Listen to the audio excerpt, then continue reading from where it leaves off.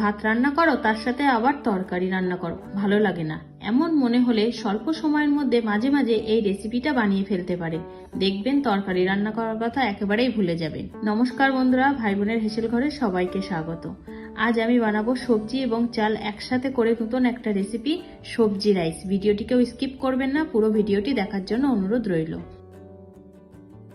এই রেসিপিটার জন্য আমি এখানে নিয়েছি কিছুটা সবজি, গাজর, ক্যাপসিকাম, মটরশুঁটি, ধনেপাতা কুচি, বিনস, দুটো কাঁচা লঙ্কা, দুটো মাঝারি সাইজের আলুকে কেটে নিয়েছি, আর নিয়েছি ফুলকপি এবং আলুটা আমি 5 মিনিট মতো গরম জলে সিদ্ধ করে নিয়েছি।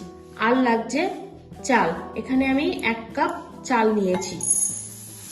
একটু সরু চালই নিয়েছি, এটা বাঁশকাঠি। আপনারা যে কোনো চাল, বাড়িতে যে চাল ব্যবহার করেন সেই চাল দিয়েও এটা বানাতে পারেন। এবার চালটা আমি ভালোভাবে ধুয়ে নেব।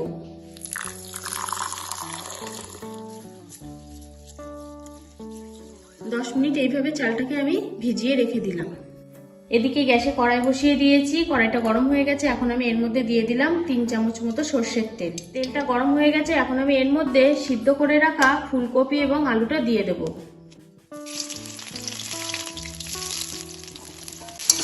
হালকা একটু ভেজে নেব। আলু এবং ফুলকপিটা আমি 5 মিনিট মতো ভেজে নিয়েছি। এবার আমি এগুলো তেল থেকে তুলে দিলাম। ফুলকপি এবং আলু ভাজার ওই তেলের মধ্যে আমি এবার দিয়ে দেবো 1 চামচ মতো ঘি। এবার এই তেলের মধ্যে দিয়ে দিলাম একটা শুকনো লঙ্কা এবং দুটো তেজপাতা ফোড়ন, আর দিলাম 1/2 চামচ গোটা জিরে। ফোড়নটা তেলের সাথে একটু ভালোভাবে নাড়াচাড়া করে নেব। এবার এই তেলের মধ্যে যে সবজিগুলো নিয়েছিলাম সেইগুলো একে একে দিয়ে দিলাম। সবজিগুলো তেলের সাথে একটু ভালোভাবে ভেজে নেব। 1 থেকে 1.5 মিনিট আমি সবজিটা তেলে নাড়াচাড়া করে নিয়েছি। এবার আমি এর মধ্যে দিয়ে দেবো কিছু গুঁড়ো মশলা। 1/2 চামচ হলুদ গুঁড়ো, 1/4 চামচ কাশ্মীরি লঙ্কা গুঁড়ো, 1/4 চামচ করে দেব ধনে গুঁড়ো, জিরে গুঁড়ো, গোলমরিচ গুঁড়ো, 1/2 চামচের একটু বেশি লবণ। এখানে আমি চালের আন্দাজ বুঝে লবণটা এখনই দিয়ে দিলাম। ভালোভাবে সবকিছুকে কষিয়ে নেব।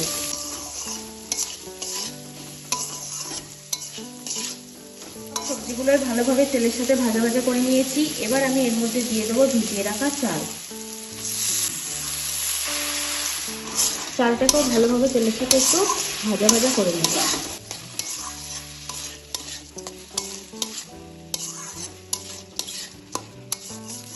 এক থেকে 1.5 মিনিট আমি চালটা মশলার সাথে ভেজে নিয়েছি। এবার আমি এর মধ্যে দিয়ে দেবো ভেজে রাখা আলুগুলো, আর দিয়ে দেবো ধনেপাতা কুচি। ভালোভাবে আবার সবকিছু মিশিয়ে নেব।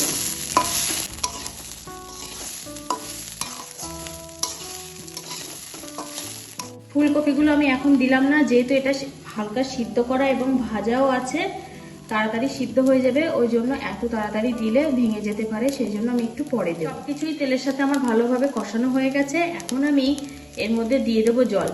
যে কাপ মেপে আমি 1 কাপ চাল দিয়েছিলাম, সেই কাপ মেপেই আমি 2 কাপ জল দিয়ে দেবো।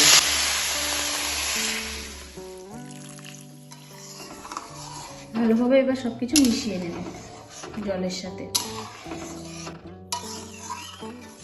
এবার আমি এর মধ্যে দিয়ে দেবো 1/4 চামচ লবণ। যেহেতু আমি লবণটা এখন কম দিচ্ছি, আগে আমার লবণটা বেশি দেওয়া ছিল। 4 চামচ হলুদ গুঁড়ো দিয়ে দিলাম, 2টো লঙ্কা, কাঁচা লঙ্কা।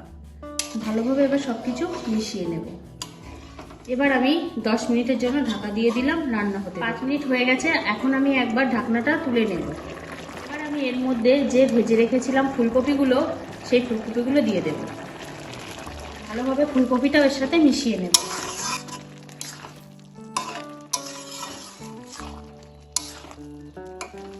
আবার আমি ঢাকা দিয়ে দিলাম। শর্ট টাইমের মধ্যে ভাত তরকারি দুটো আলাদাভাবে রান্না করার ঝামেলা থাকবে না, তখন এইভাবেই একবার বানিয়ে দেখতে পারেন। সবজি দিয়ে রাইসটা খেতে কিন্তু দুর্দান্ত লাগে এবং খুব কম সময়ের মধ্যে এটা কিন্তু রান্না হয়ে যায়। খুব কম উপকরণ দিয়েই এটা বানানো যায়। আবারও 5 মিনিট হয়ে গেছে, আমি ঢাকাটা খুলে নিলাম। দেখুন জলটা কিন্তু শুকিয়ে গেছে। চালটাও আমি একটু দেখবো সিদ্ধ হয়েছে কি। হ্যাঁ, চালটাও সিদ্ধ হয়ে গেছে। আলুটাও একটু দেখি সিদ্ধ হয়েছে কি। সবকিছুই ভালোভাবে সিদ্ধ হয়ে গেছে। যেহেতু সবজি ভাত তাই আমি একটু মিষ্টি মিষ্টি করব, তাই জন্য এর মধ্যে দিয়ে দিলাম 1/4 চামচ চিনি। যারা মিষ্টি পছন্দ না করে তারা এটা স্কিপ করতে পারে। আর দিয়ে দিলাম 1/4 চামচ গরম মশলা গুঁড়ো। সব কিছু ভালোভাবে মিশিয়ে নেব।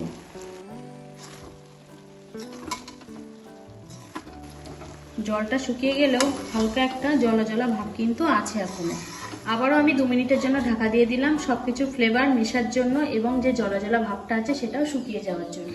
2 মিনিট হয়ে গেছে, আমি এবার ঢাকাটা খুলে নিলাম। ভাবটা দেখুন কত সুন্দর ঝুরঝুরে হয়ে গেছে। এবার আমি এটা নামিয়ে নেব, গ্যাসটাকে অফ করে দিলাম।